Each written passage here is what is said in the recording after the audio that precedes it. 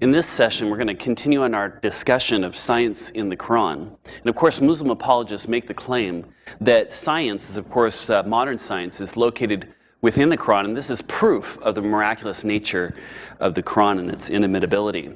And of course, what we're looking at, of course, is the these scientific claims, and finding that in fact they are not miraculous at all, but there are many errors actually in the Quran regarding science. We're continuing on with our third example, where the Quran also speaks about procreation. In Surah 86, Ayah 57, it reads, quote, "Now let man think from what he has created. He is created from a gushing of fluid that issues from between the loins and the ribs." Here we find that a man is made from a gushing fluid that issues from the adult father during the reproductive act. It flows from a specific physical place where it is between the loins and the ribs. Other translations of the Quran say that a fluid flows from the backbone area instead of loins. Since the term loins is being used in conjunction with gushing fluid and ribs, we're left with a real problem here. And here the Quran is saying that the semen is coming from the back or the kidney area of the man and not the testicles. And this is biologically incorrect. Fourthly, the biological formation of the fetus is also explained. The Arabic word alaka yalaka is used in 5 different Quranic verses. Alaka yalaka indicates a stage in the development of the fetus. It's translated as the word quote-unquote clot in almost every Quran. In Surah 75, ayah 37 through 39, we read, quote, "Was he man not a drop of sperm ejaculated? Then he became alaka yalaka, a clot, and God shaped and formed and made of him a pair, the male and female," end quote. In Surah 40, ayah 67, it says, "He it is who created you from the dust, then from a sperm drop, then from a leech-like clot, alaka yalaka, then brings you forth as a child, then makes you arrive at full strength, then you became old men, though some of you die before, and lets you reach your appointed time that perhaps you may understand," end quote. In Surah 22, ayah 5, it reads, quote, "O mankind, if you have doubt about the resurrection, consider that we have created you from the dust, then from a drop of seed, then from a clot, alaka yalaka, then from a little lump of fleshly, shapely, and shapeless, that we make clear to you, and we store in the wombs as we wish for an appointed time. Then we bring you out children, then you attain your strength, and among you is he who dies, and among you is he who is brought back to the most abject time of lives, so after knowledge he knows not." And finally, the fullest reference to this topic is actually in Surah 23, ayah 12 through 14. It says, "Verily we created man from a product of wet earth, then placed him as a drop of seed in a safe lodging. Then we fashioned the drop a clot alaka yalaka, and of the clot alaka yalaka we fashioned a lump, and of the lump we fashioned bones. And we clothed the bones with meat. Then we produced it as another creation," end quote. As anyone who has studied human reproduction will realize, there's no stage as a clot during the formation of a fetus. This is a very major scientific problem. These verses say that the clot of blood became bones, and then the bones are covered with muscles. The same idea is repeated in Surah 2, ayah 259, which reads, quote, "Look further at the bones, how we bring them together and clothe them with flesh," end quote. Now these verses give the impression that first the skeleton is formed, and then it's clothed with flesh. And this is not the case. In fact, the fetus forms actually in the reverse. The muscles and the cartilage form at the same time before the skeleton begins forming. Dr. T.W. Sadler is the author of Langman's Medical Embryology, and this book discusses the anatomy of a fetus as it grows. He states this, quote, "At the 8th week post-fertilization, the ribs would be cartilaginous and muscles would be present. Also, at this time of ossification, which is the natural process of bone formation, would begin near the angle of the rib and would spread along the shaft until it reached the costal cartilage by the 4th month. Muscles would be capable of some movement at 8 weeks, but by 10 to 12 weeks, this capacity would be much better developed. End quote. Thus, muscles are there several weeks before there are calcified bones, rather than being added around previously formed bones. On this scientific fact, the Quran is wrong. A fifth example, another matter that the Quran discusses is the creation of the earth. There are 7 references which speak of God creating the heavens and the earth in 6 days. You can find these all referenced in Surah 7, Ayah 54, Surah 10, Ayah 3, Surah 11, Ayah 7, Surah 25, Ayah 59, Surah 32, Ayah 4, Surah 50, Ayah 38, and Surah 57, Ayah 4.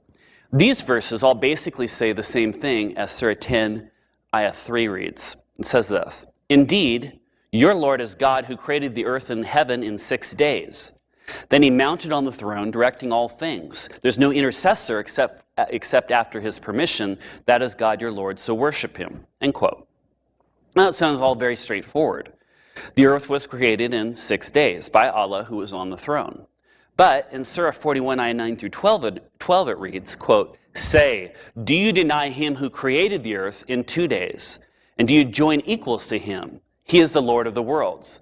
And he placed therein firm hills rising above it, and blessed it and measured therein its nourishment in 4 days, according to the needs of those who ask for food.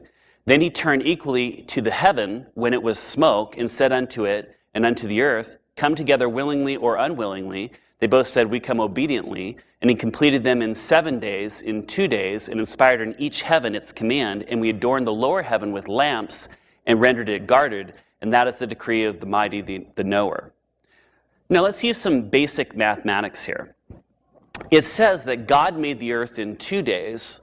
Add that to the nourishment he created for creation in 4 days. So 2 plus 4 is 6 days. After the 6 days, mountains were formed, and presumably plants and animals. And then God made the 7 heavens. This took 2 more days. So 6 plus 2 days is a total of 8 days. And the earth was created in 8 days, according to this verse. So now we have a contradiction. The Quran says 7 times that God created the world in 6 days, while here it says that it was actually created in 8 days. So which one is it? Which one's right? These are not easy questions for the Muslims to answer, nor are any of the issues that we've touched on here so far. Now we're going to turn to the contents of the Quran, and the question must be asked, if this is not the divine revelation of God, and then where in fact did it originate? This question is particularly interesting when you look at the narratives of the prophets. Remember, we learned earlier that many of the characters in the Quran are familiar to us as Christians, but their stories may not be familiar.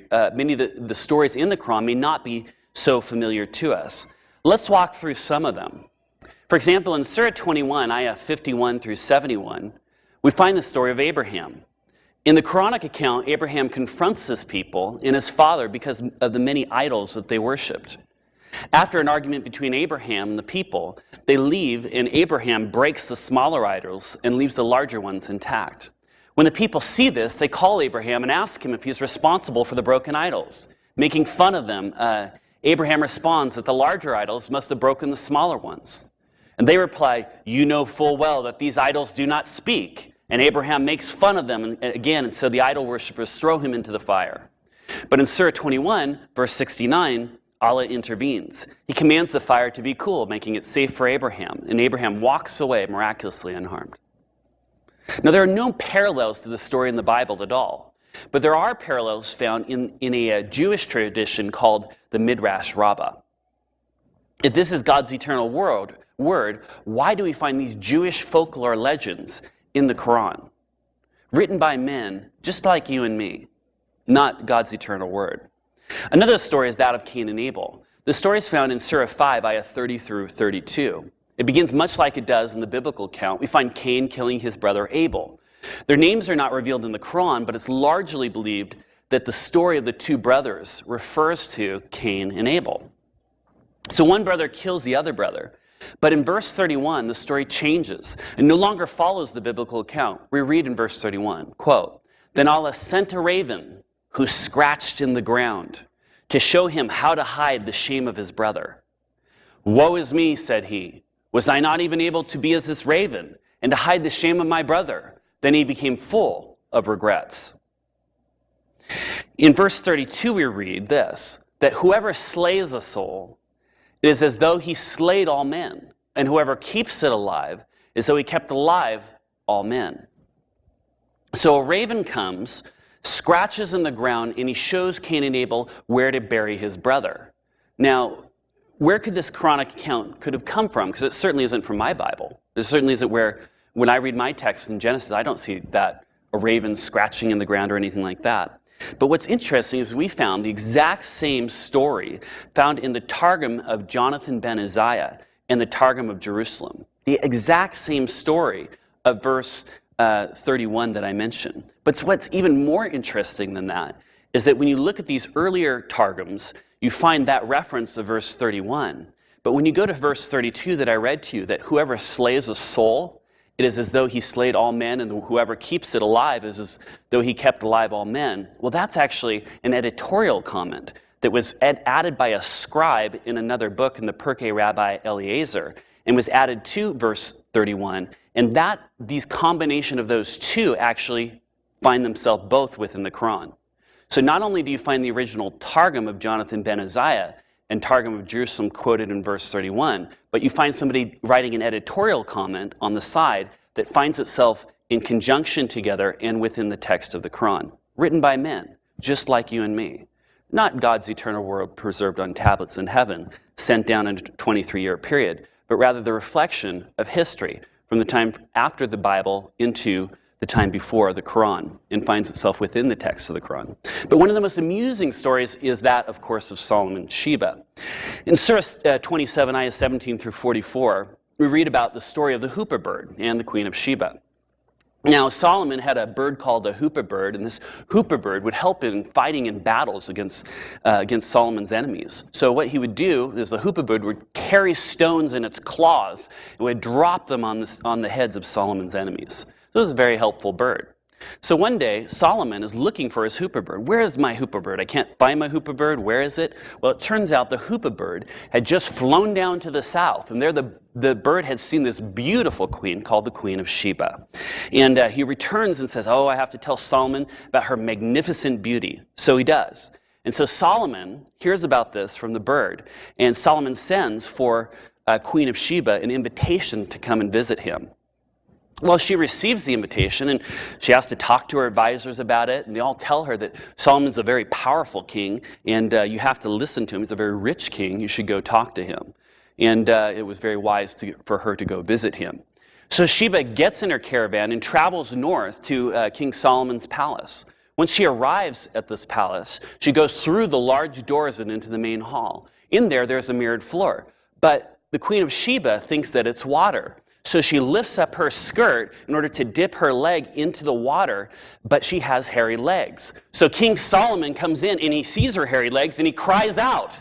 Now that's a great story, but is that in your Bible? No, of course not. But where does this story come from? Where do we get this story from? We find this exact same story in the Jewish apocryphal book called the Second Targum of Esther. Now, what is an apocryphal book? Well, it's a book that is not included in the Old Testament and New Testament. This is because, though it speaks about biblical characters, its authenticity is in question. Apocryphal books usually involve fictitious or legendary accounts, which could be considered truth, but they're not. Oftentimes, it's not even clear who the author is, and it's written much later than the Bible stories, so it's discounted as a forgery. So a story from an apocryphal book is actually found in the Quran. William St. Clair Tisdale was one of the earliest Christian missionaries to Muslims to use this method of explaining the sources of the Quran as an evangelistic tool. In 1901, he wrote a book called The Sources of Islam, and you can find this on the internet if you look up his name or that title of that book. In this book, he sought to prove that the Quran had borrowed from many different sources, including apocryphal Christian writings. One such text is the Arabic Gospel of the Infancy. St. Clair Tisdall thought that the apocryphal book of the Arabic Gospel of the Infancy was behind these accounts, not divine revelations from Allah. Other scholars agreed with St. Clair Tisdall.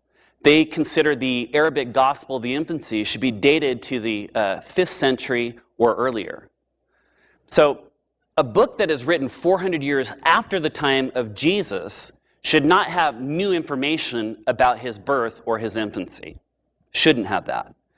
And why is a Quran that is supposed to be Allah's word have stories from a book that scholars know is not reliable? It's just not reliable history.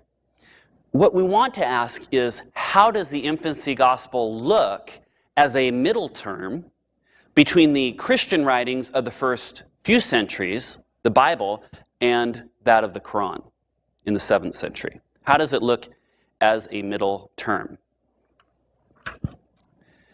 In the earliest period of Christianity, it was Jesus' death and resurrection that were of primary interest to the Christians and his followers. Then, they cared about Jesus' works and his words. But soon, a desire grew to go even further back in Jesus' life. So Matthew and Luke, for example, independently began to gather witnesses and accounts and traditions about Jesus' birth. But the curiosity of some early Christians was not satisfied by Matthew and Luke. They wanted to know more about Jesus' childhood. So in the mid-2nd century, a new genre of writings emerged, and these are called the infancy gospel. The author of these works often drew from legendary materials to create fantastic stories. They would write extensive details of the history of Joseph and Mary and of Jesus' birth and childhood. Along with curiosity, another motive was apologetic, as Christians sought to respond to Jewish and pagan polemic and to demonstrate especially the chastity of Mary. From the 2nd century beginnings, the genre rapidly expanded, reaching its peak in the Middle Ages in the 5th to the 15th century. Old works were recompiled and new stories were written. Often the authors would borrow extensively from biblical gospels to disguise them as real biblical stories.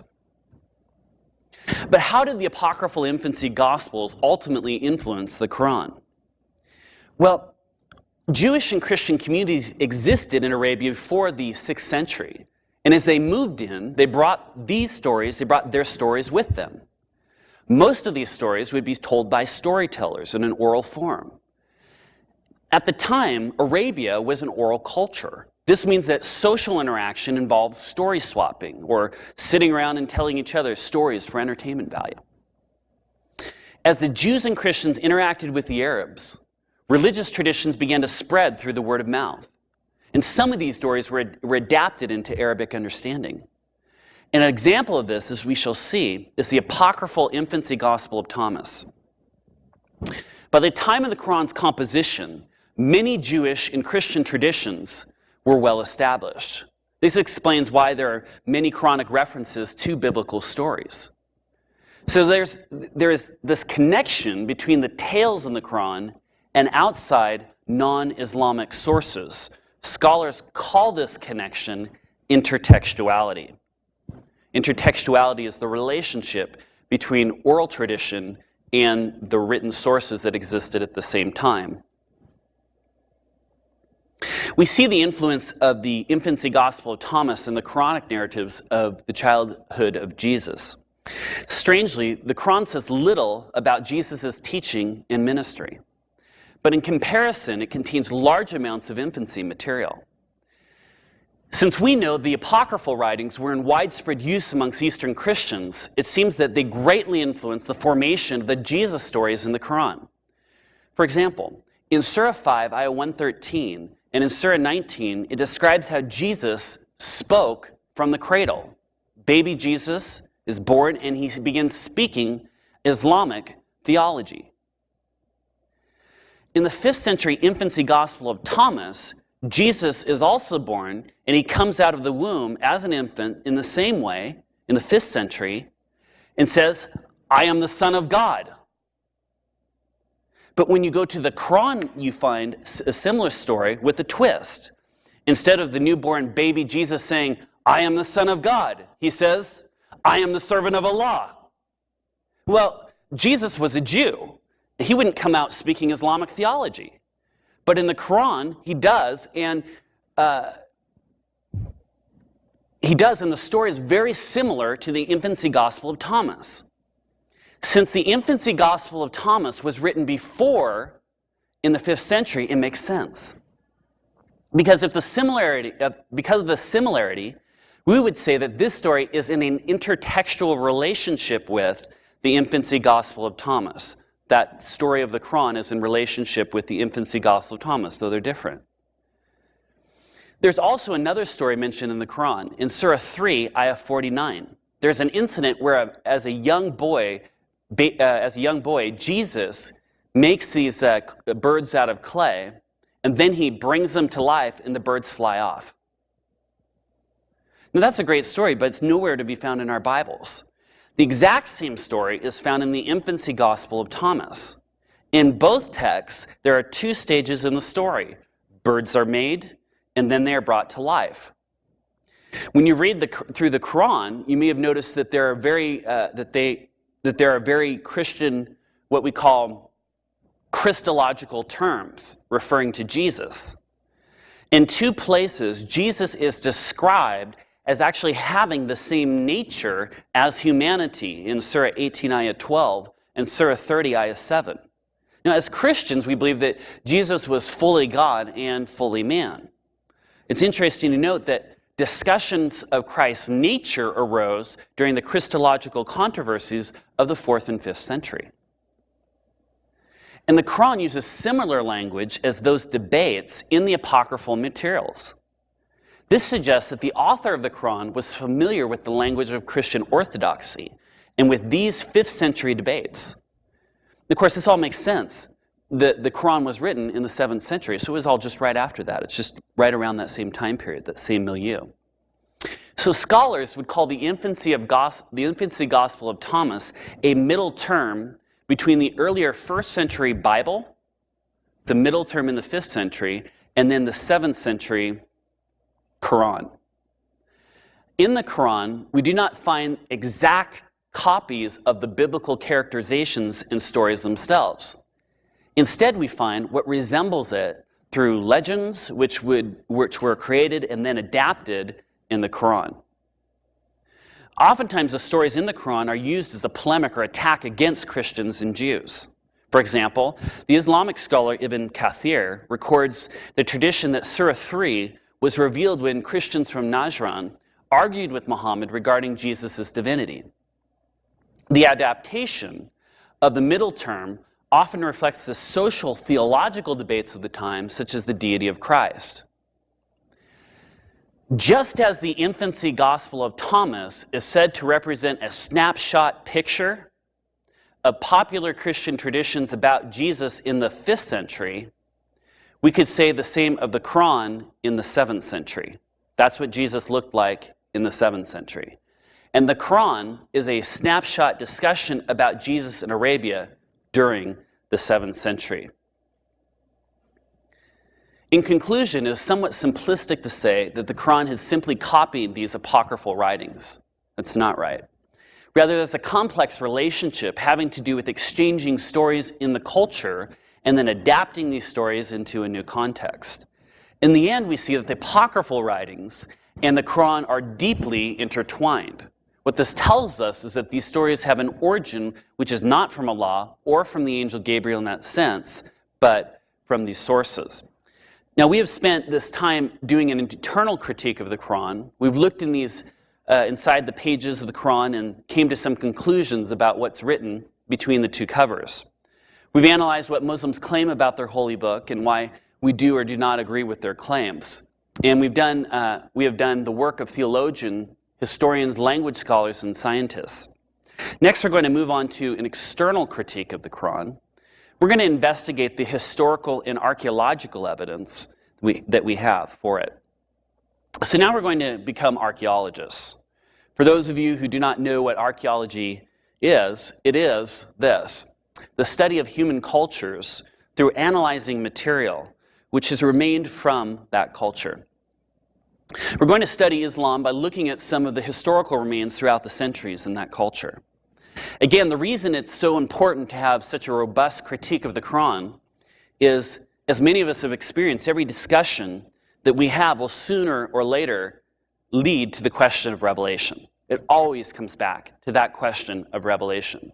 Whether it's on the Trinity or whether it's on the sonship of Jesus Christ, whether it's on the history of Christianity versus that of Islam, whether it's on their social agendas, the scientific understandings, or irregardless of what the subject you're going to deal with, you're going to have to come back to the question of revelation. You're going to have to come back to the Bible or the Quran and what they say about that subject.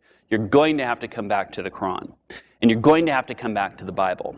And invariably, Muslims are going to throw challenges against the Bible. So we have to have a robust, substantive apologetic to substantiate the claims and the authority for our scriptures.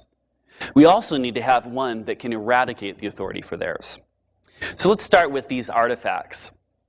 Muslims say that they have these in their museums around the Muslim world to substantiate the Quran and the stories that are actually mentioned in the Quran. Let me give you a few examples. First, there is a stone in one of the museums. And some of these are from the Topkapi Palace in Istanbul and so on. But first, there's a stone bearing the mark of the prophet's foot. So that's helpful, isn't it? You can see a stone, it has the prophet's foot on it. Must be from him, and that authenticates, of course, his existence. Secondly, there's a pair of the prophet's shoes. So you can go look, and if you want to compare your shoe size, you can look at Muhammad's foot and see how big his shoes are. There's the prayer mat of the prophets, one of the prophet's arrows. But you can also find next to those the cooking pot of Noah, or the cooking pot of Abraham, in case you've never seen that, or the sword of David, or the shirt of Joseph. So there are all of these artifacts, which of course it speaks about these prophets and people throughout the Quran, and therefore they have artifacts in order to substantiate the existence of these historical persons that are mentioned within the stories of the Quran. There also is, though, of more interest to us, a couple of manuscripts that are there of the Quran.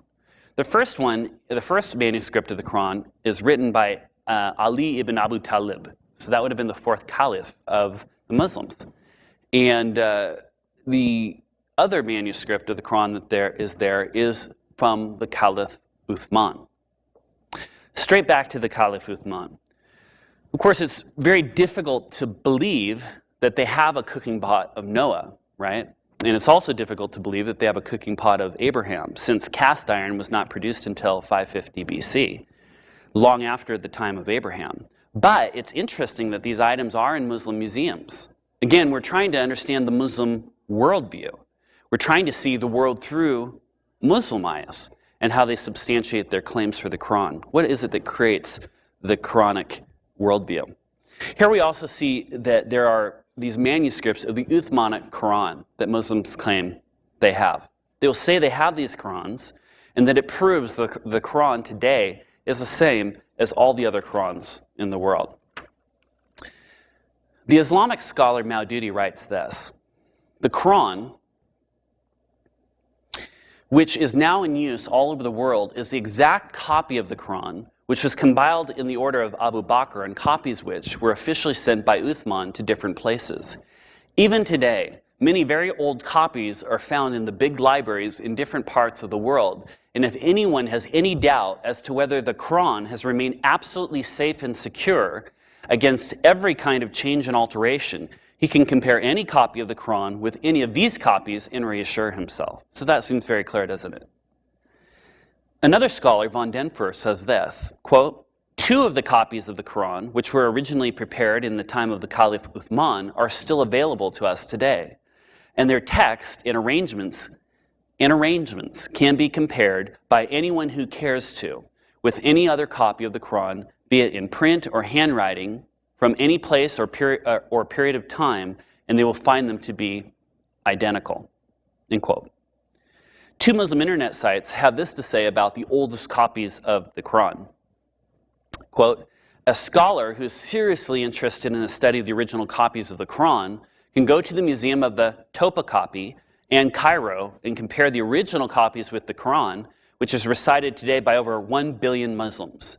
These copies are the authentic and oldest copies of the Quran available, end quote. Preservation of the Quran, www.california.org. The second site says, quote, of the copies made by Uthman, 2 still exist to our day.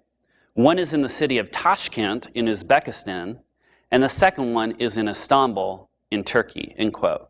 And that was from a former student and disciple of Ahmed Deedat, the great Muslim apologist around the world.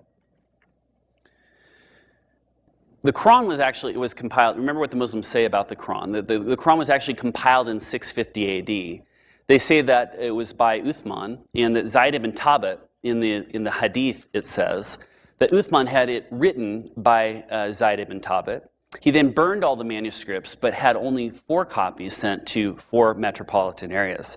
1 copy of this Quran was sent to Basra, 1 copy was sent to Damascus, a 3rd copy was sent to Baghdad, and 1 was retained in Medina. Now, if that were so, we should expect to have 1 of those 4 copies. Many Muslims know that 4 copies were made, and what Muslims will tell you is this: yes, they do exist, and we do have them in our hands today, and I just read you those quotations. So one is that they mention is called the Samarkand manuscript, and they will say that this is an Uthmanic original. This is the actual manuscript that Uthman had made, but there's one problem. Many parts of this manuscript are actually missing. Out of the 114 surahs in today's Quran, only Surah 2 to 43 are included. Some of the pages of the manuscript are neatly uniform, while others are untidy and imbalanced. Because so many pages of the manuscript differ from one another, the assumption is that it is actually a text compiled from portions of different manuscripts. Therefore, it's a composite text.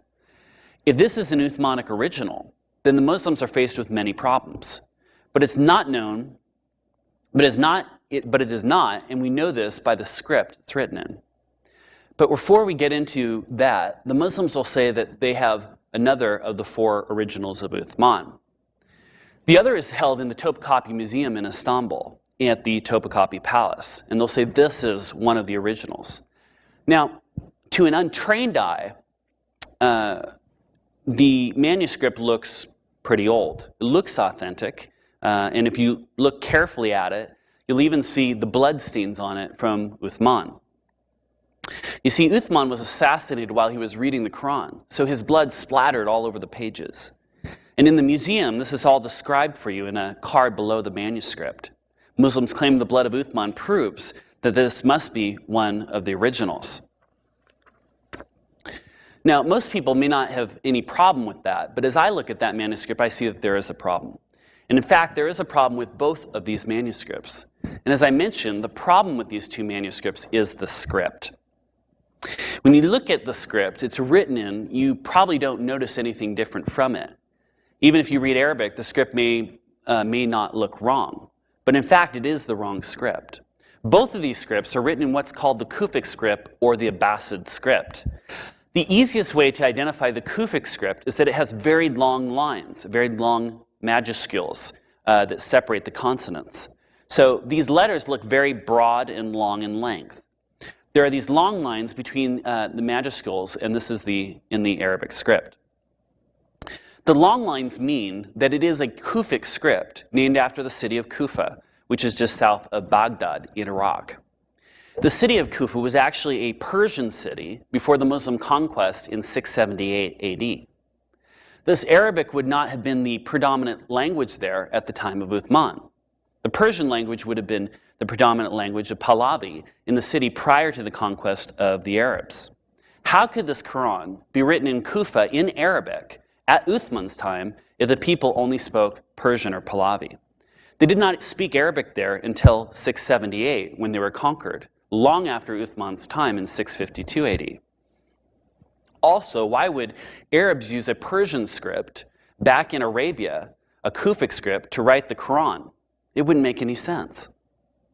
Yet Muslims claim that this Quran, which was the authentic Quran, is written in a script coming all the way from the city of Kufa. It would have been written just 10 years later in Medina, according to the Uthmanic story. Again, if this is really the Uthmanic copy of the Quran, then that would mean that the Persians learned Arabic and then wrote the Quran in their Persian script.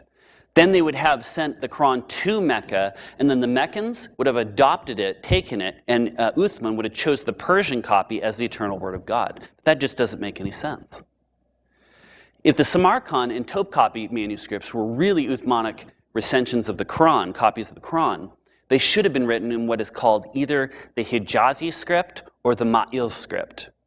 The Ma'il script was being used in Mecca at the time of Uthman. And that is the script which we should find in the earliest Qurans written in. Let's look at how these scripts are different than the Kufic script. The Ma'il script, the Hijazi script, was developed in Medina and Mecca.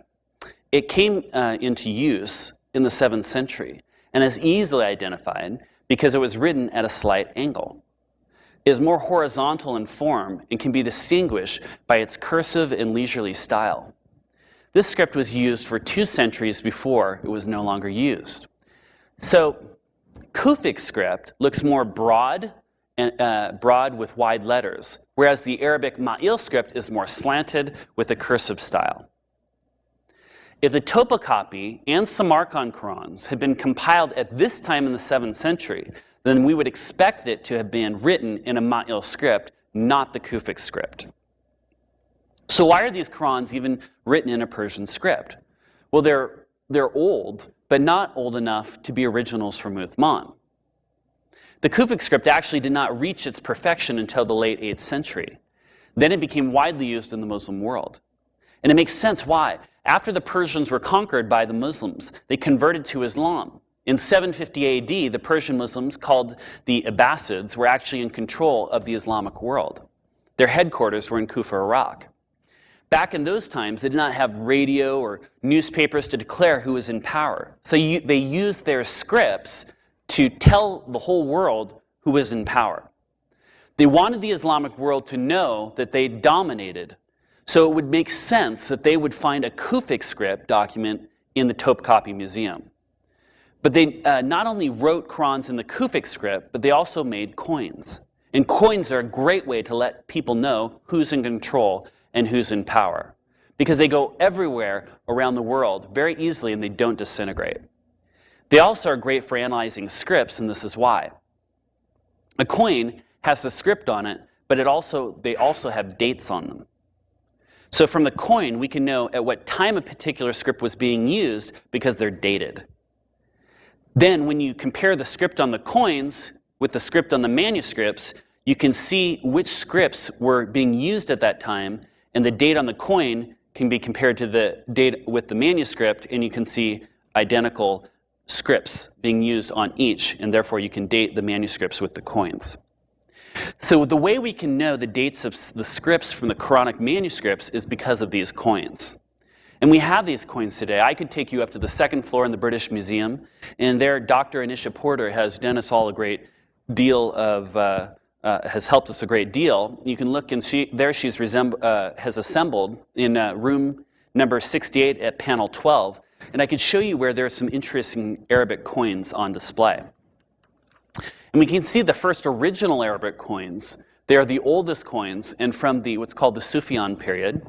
And after Muhammad died, you remember that his companions began to rule the Muslim community. These were called the caliphs, and you have Abu Bakr, and then Omar, and then Uthman, and Ali, and those are the rightly guided caliphs, called the Rashidun period, where the rightly guided caliphs ruled from 632 to 661.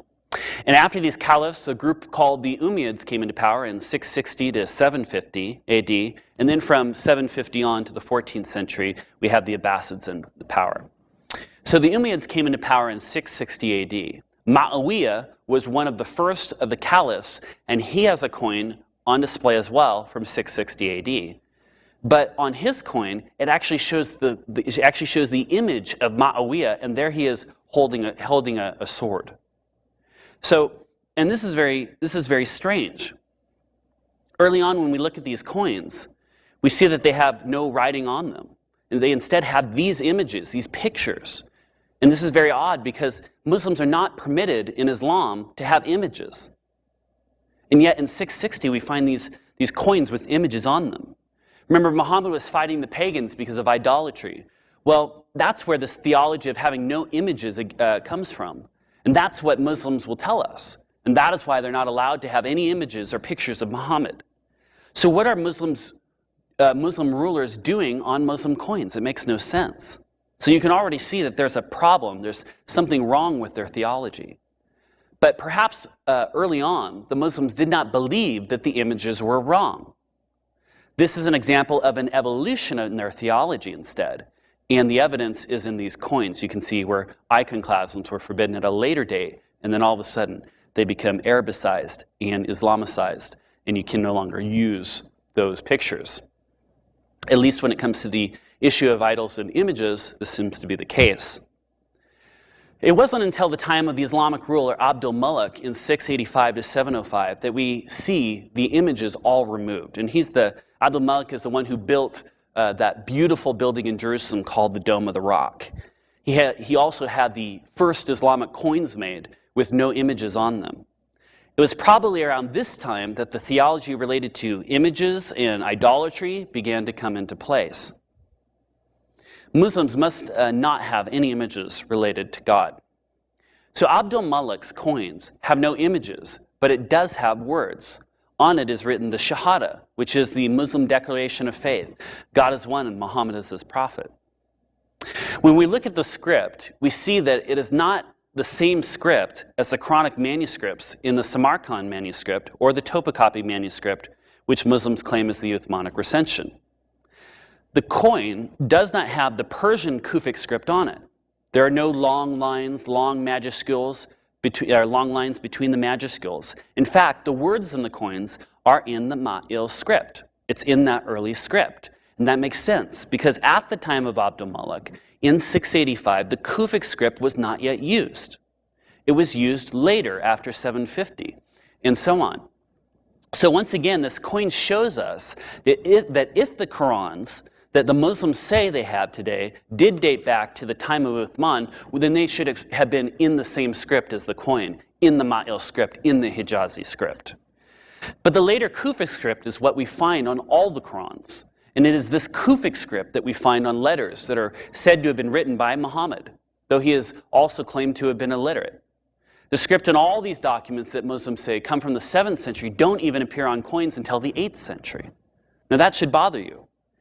When a Stanford University professor, an Orthodox Sunni Muslim that I was sharing the gospel with, was told of this argument that these Qurans were in Kufic script, he said to me this, he said, they're in a Kufic script? He said, they couldn't be 7th century Uthmanic originals. And I said, that's right. So even he recognized that. Why is this so important?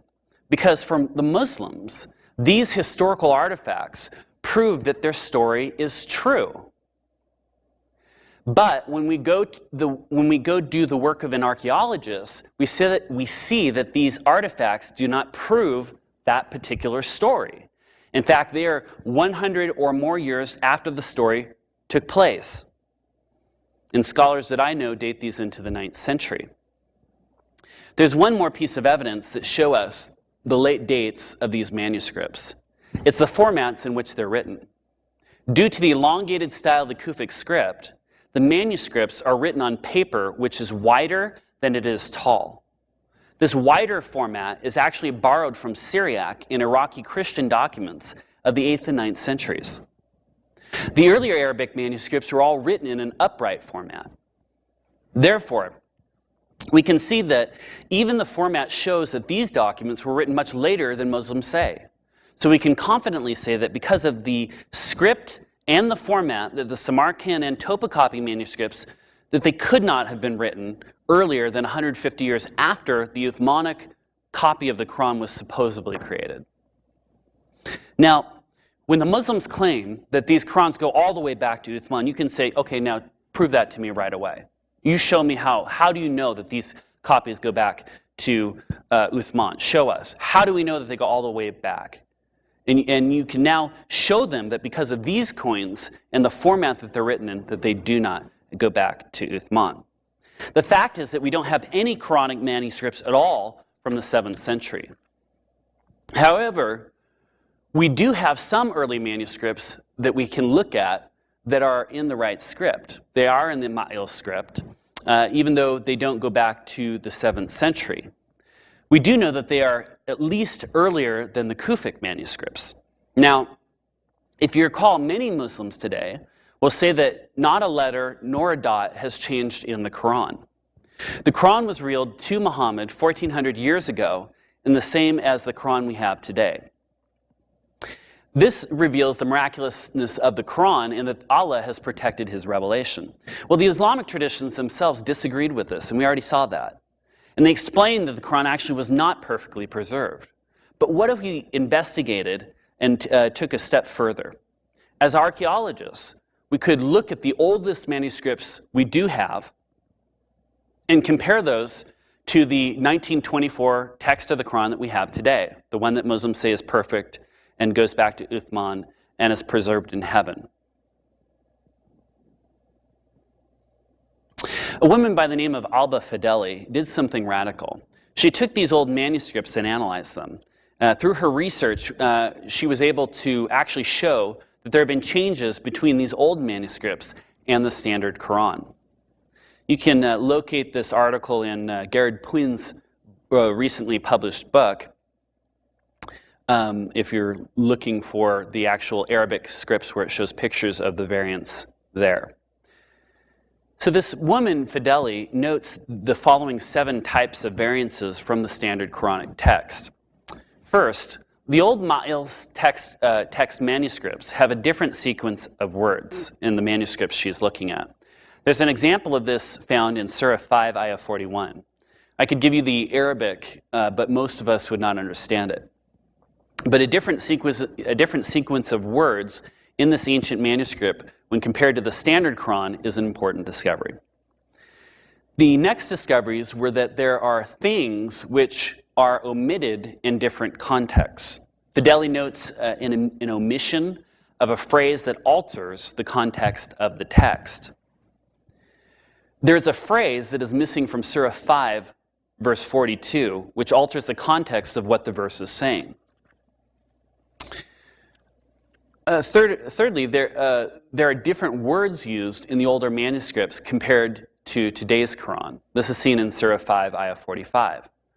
Then there are differences in how words are written. In Surah 5, Ayah 44, there's a letter added in the middle of a word where that letter does not exist today.